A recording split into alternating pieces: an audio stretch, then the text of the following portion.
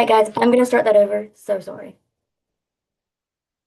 So, I'm a middle level education student teacher in Richland 1 School District, a district in South Carolina that is more competitive than most.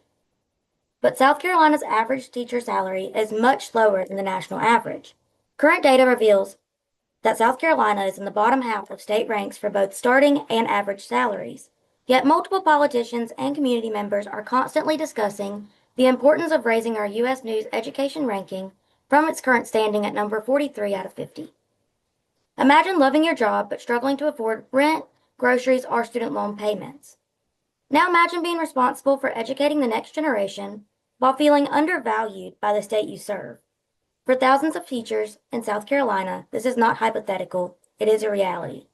South Carolina controls teachers' pay through a statewide minimum salary schedule established under South Carolina Code 59-20-50, part of the Education Finance Act.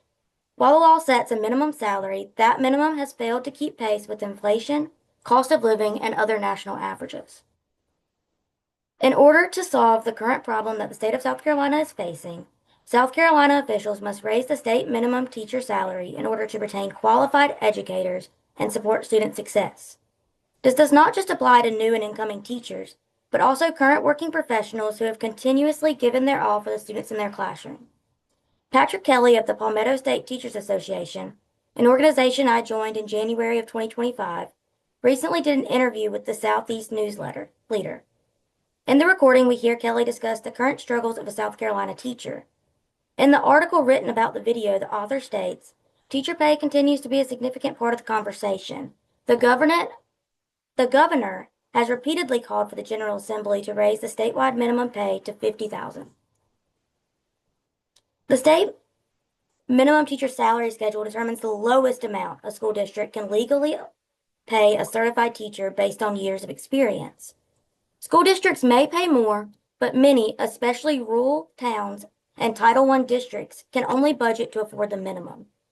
Each year, the General Assembly may vote to raise the salary floor through the state budget, but these increases are often very modest, temporary, or fail to reflect current inflation.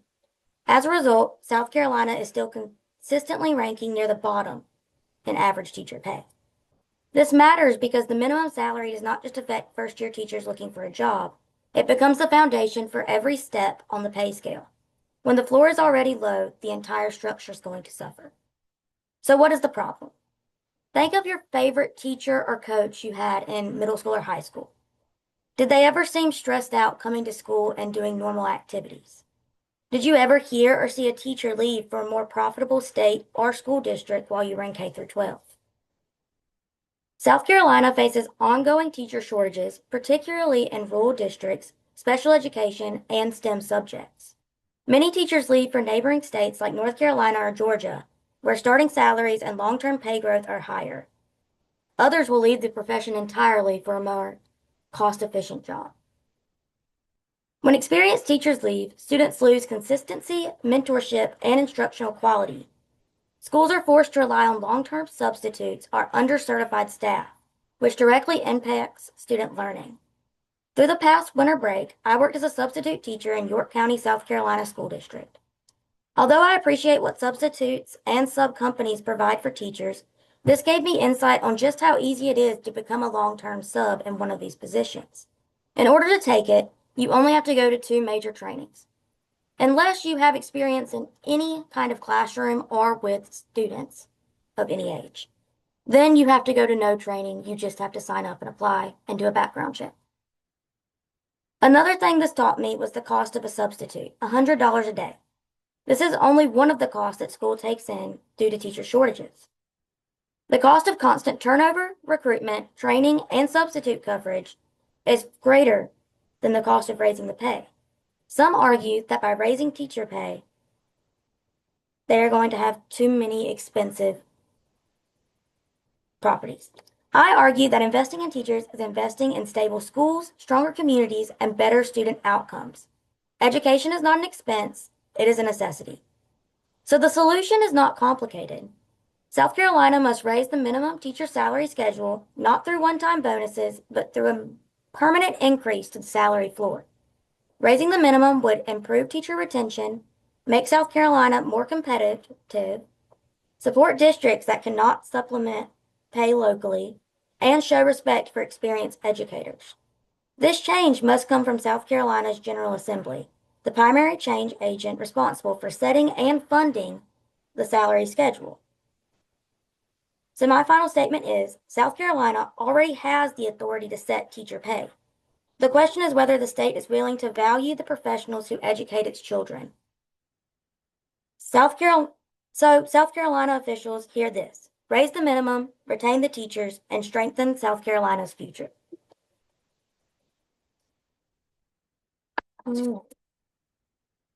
So, do you guys want me to start with my questions? Or do you have any questions? I actually had like not as much of a question, but a statement. I think it's like really, really funny how college students, like I feel like they can get their, I don't know, master's in 1 year or whatever it is, or even like a graduate student, like, they can like they can fully teach like a college class. And then I feel like we have these, school teachers who go to school for a while and then they, gotta get their, teaching assistant. And then what I'm not sure of the exact process, but I find it really funny how like someone fresh out of college, like 1 year out, not even like still in college, can be trusted to teach an entire college course. And then we have these other student or these other teachers, who have to go through multiple years of training to, teach our kids and they're not even compensated fairly. Like it kind of blows my mind. So I'm glad that you brought this up. I think one of the best examples I have of that is I have a friend who, at 18 years old, was a permanent substitute for a high school classroom. So she graduated and then immediately became a substitute, no college, no classes on how to teach, and that's how easy it is to get in that position. That's insane. Can I ask how she like did that? Like how is that like allowed? She just, you only, to be a substitute in South Carolina, you have to be 18 years old and apply and pass a criminal background check. And then there's an hour-long training if you don't have experience in like taking care of multiple children at one time that you have to take that shows you how to teach. That explains so much actually in South Carolina. Which is very different. As an education major, we have to take 2 years of classes before we can even go into the classroom as a student teacher. And then we have to do a full year of student teaching with a supervisor from the university coming in to watch us to confirm we're capable of doing it with real students. I also just had a question. So do you think there's a correlation? Because you said that South Carolina pays like among the lowest. Um, I could be wrong, but isn't South Carolina also one of the lowest like kind of qualities of education? So do you think there's a correlation between like teacher pay and like the quality of the education that the kids are getting? I would say yes, and you're right. Between all the different websites that rank states, we rank between number 40 and number 44 out of 50. So very low.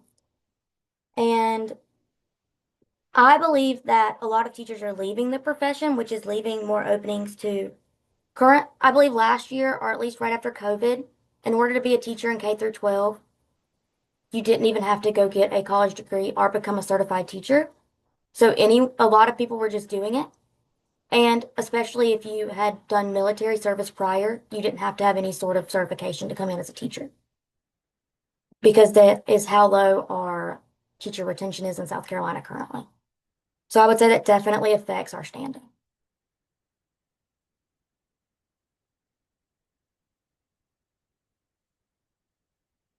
And I guess that kind of goes into one of the questions I had for you guys. Do you guys think that teachers' pay in South Carolina reflects the value that our government puts on education and public service? I mean, it's kind of a good question because I feel like they go hand in hand. Like, obviously, if I get paid more, I mean, not obviously, but if I get paid more, there's a better chance that I'm going to do a better job. So I feel like it's a little bit maybe like I don't know, correct me if I'm wrong. Again, I've never looked into the subject really that much. But like, is it the government waiting for, the teachers to start teaching better, or is it more the teachers being like, hey, like I'm, until you show that investment into me and my kids and what I do, like I'm not really willing to, take the extra step. Because I know teachers like all the time are, paying out of pocket for stuff for their classroom and stuff. So maybe it's a little like teachers are kind of waiting on the government to show their investment in the teachers' futures and like the kids' futures as well. I think you're right. I think it is a lot of, especially now with a younger generation of teachers going in, they're more likely to speak up about the fact that they're having to spend their own money. I know Mhm. it's very different going into a classroom with a teacher who's been teaching 20 plus years, who's going out and buying all the stuff, and then seeing like a first year teacher who wants to do it all, but because of all the student debt and everything else they're having to pay, they Mhm. can't afford to do it and they really don't want to have to. What do you say to people who are like, okay, well, their job is 9 months out of the year, plus they get, breaks off? Like, what would you say to that when people bring that up as to why teachers aren't fairly compensated? I would say that the difference in a lot of the time is it may only be 9 months a year, but I've almost never met a teacher who only has one job. Even Hmm. if that is they're working those 3 months at a different job or they're taking extra responsibilities within the school. Almost every teacher I've met either hosts a club, coaches a sport, does after school activities that gives them an extra boost to their pay just to be able to afford basic things that a lot of other jobs provide. I really look at it as like teach. I mean, they really do this stuff for the love of the game. Like, they're not getting large amounts of money, obviously, as we've covered. So I don't know. I just feel like it's kind of a thankless position in a lot of ways, which I know for you must be really hard to, deal with. Like, that's tough. And I guess I'll ask one more question, and I think my time will be up. So, have you guys ever had a teacher that you enjoyed having leave? And do you think that constant turnover in teachers affects K through 12 students? I had a this teacher didn't leave, but I went to this private school, which I understand is different than public school. Um, but this teacher was complaining about how much she was making, and I was like, "What? This is a private school. Like, what do you mean?" And she was like, "No, like I'm making like $30,000 a year." And I was like, "How do you live off that?" Um, but like I've had teachers leave like mid-year when I was, how old was I? Like fifth grade or something. And it just threw me for a loop because I was like, this, you're supposed to be like my teacher, and all of a sudden you just left, which they left for themselves, whatever. But it's very like you keep students in this routine and then you change it like halfway through the year. I feel like that negatively affects them. I would agree with that. I think also if your teacher leaves within like the middle of the year, like you were saying, it also like the next teacher that picks up usually teaches differently and the kids don't understand or they have like different, you know what I mean, like different acronyms for different things and the kids are like, we don't get that kind of thing. Yeah, for sure. Especially at certain ages, you're not gonna be able to just like throw them off in that way. I feel like it also puts like the new teacher in an uncomfortable, not, I guess, uncomfortable position because it's like all these kids are like expecting you to be like this one. And like teachers are humans, you know what I'm saying? Like they're not any different. And if you like come in with all this pressure to teach the exact same, but it's like, no, that's not how, I teach. So I feel like it also puts like bad pressure on the new teacher.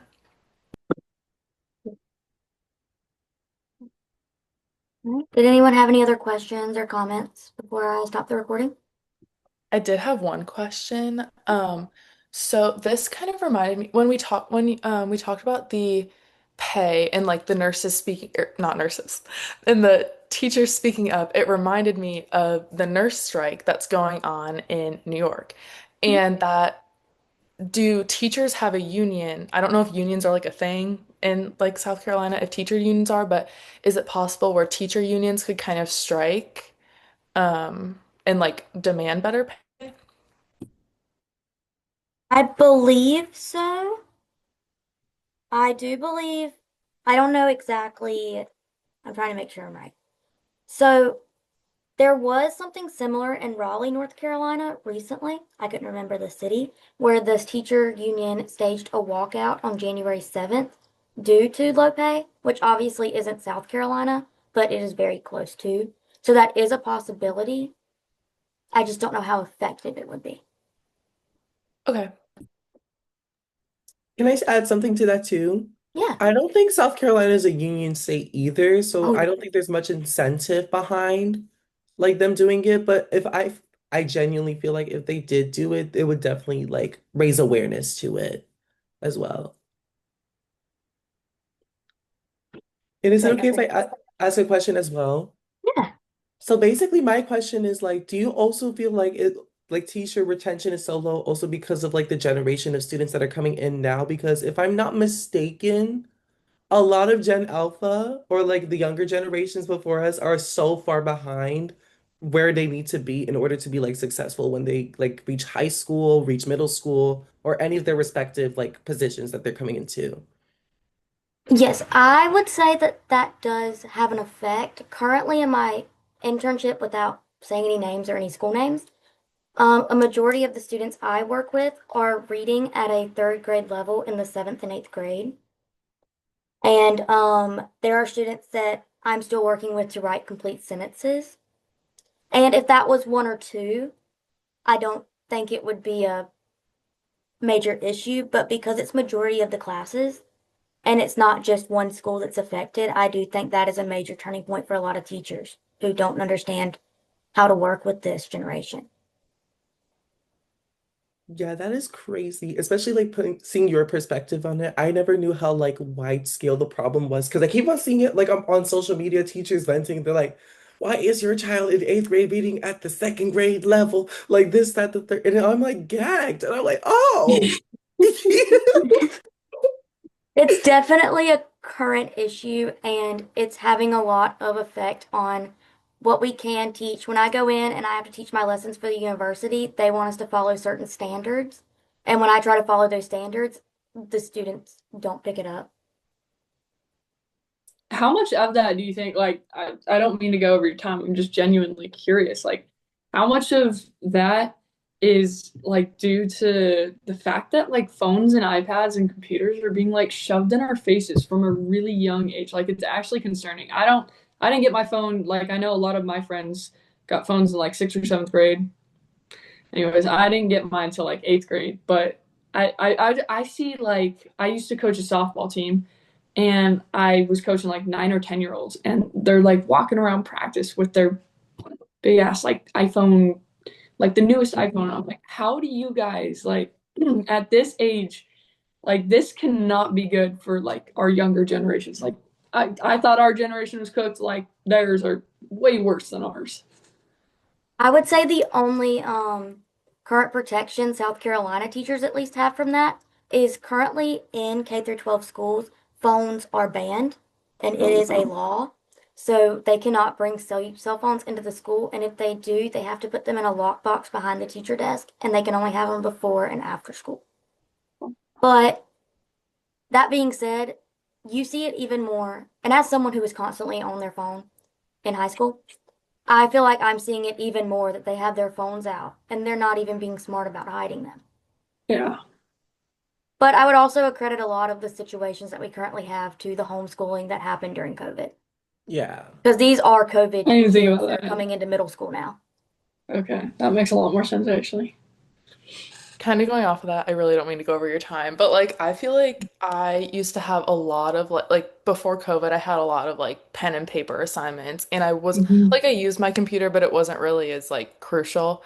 And then post COVID, I feel like my computer was used for everything. And I like doing online classes, I like doing that, but to a certain point, I like want to get off of my like I want to get away from screens because it like gives me a headache and I don't love being on a screen all day. And so I kind of wish that like and until you get to like high school or something, I wish that like electronics were just not really used in school at all, like aside from like a smart board or something. But I just wish it would be more like pen to paper assignments. I agree with that. I think right now it's very much they're focusing on those computers, which has an effect on spelling and other things like that because they have spell check for every paper they write starting in, I think, the sixth grade, they start giving them their own computers. And sixth, seventh, and eighth, you're doing all your assignments on those computers. And so these students are using ChatGPT for sixth grade paper assignments instead of writing their own assignments. I had a student turn in a test to me and they legitimately didn't even put the movie name in. They copy and pasted the words, "This question is about a movie you watched in class," and turned it in. So I do think they have a high effect.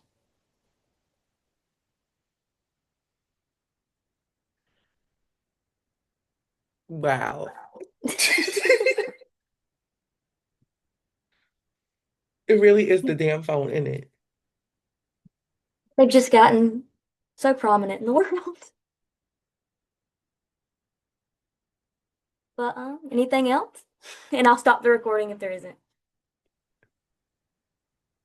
Did you have something? Oh no, I'm good. I'm sorry. I Okay, forgot to mute. cool. Okay.